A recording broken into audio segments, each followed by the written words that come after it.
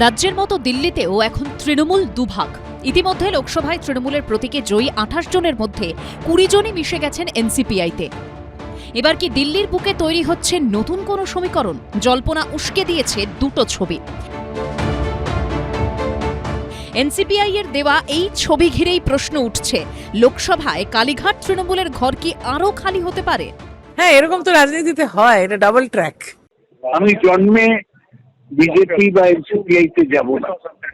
এনসিপিআই এর দেওয়া প্রথম ছবিতে দেখা যাচ্ছে একই টেবিলে বসে খাচ্ছেন মোদী সরকারের স্বাস্থ্যমন্ত্রী জেপি নাড্ডা।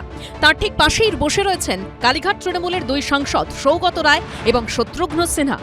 এনসিপিআই এর দেওয়া এই ছবিতে আবার দেখা যাচ্ছে সাংসদদের সঙ্গে বসে খাচ্ছেন কেন্দ্রীয় স্বরাষ্ট্রমন্ত্রী অমিত শাহ এবং জেপি নাড্ডা।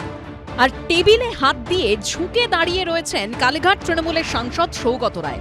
সংসদের শাসক ও বিরোধী সাংসদদের মধ্যে সৌজন্য বিনিময় নজিরবিহীন নয়, বরং স্বাভাবিক।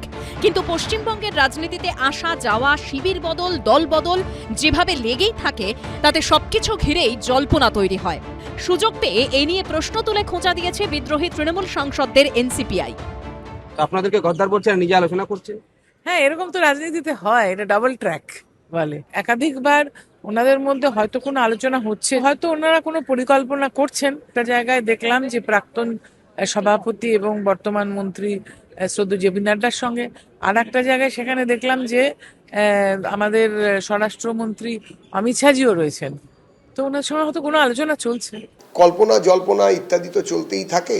তো সংসদে বা যারা রাজনৈতিক কর্মী, তারা যদি তাদের ব্যক্তিগত পরিচয় বা এক জায়গায় থাকার জায়গায় কোথাও বসে খান, তার মানে এটা হতে পারে না যে ও ভাঙচুর হচ্ছে কি হচ্ছে না, কোনোটাই এরমভাবে পরিস্ফুট হয় না, বলা যায় না। যারা এসব নিয়ে চিন্তা করছেন তারা করছেন, তার কারণ তৃণমূলের ক্ষেত্রে দেখা গেছে যে তারা যেদিকে ঝোল সেদিকেই ভাত মাখে বা সেদিকে চলে যাওয়ার একটা প্রবণতা থাকে, তাই জন্য ওদের নিয়ে আলোচনা হচ্ছে। উল্টোটাও তো হতে পারতো, দেখুন সেটা কিন্তু হচ্ছে না। যদিও কালীঘাট তৃণমূলের সাংসদ সৌগত রায় এবং শত্রুঘ্ন সিনহা সমস্ত জল্পনাই খারিজ করেছেন। পুরনো বন্ধু কে আপনার জেপি নাড্ডা, কালকে আমাদের মিটিং ছিল এখানে। আদারওয়াইজ পলিটিক্যাল ম্যান না, খামোশ। আমি জন্মে বিজেপি বা এনসিপিআই তে যাব না। মনে হচ্ছে বিজেপি তো ফেক নিউজের জন্য বিখ্যাত, ওরাই প্রচার করছে। না না, একটি টেবিলে একদিনের জন্য বসে না, আমার ছবিটা দেখিয়েছে, কিন্তু এর মধ্যে কি কায়দা আছে আমি জানি। শেষ অবধি কি হবে? কালীঘাট তৃণমূলের ঘর কি আরো ভাঙবে? সেই উত্তর দেবে সময়।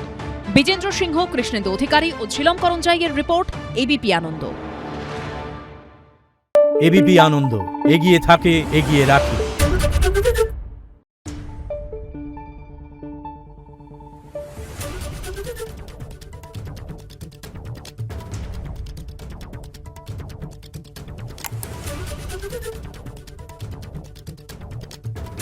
Thank you.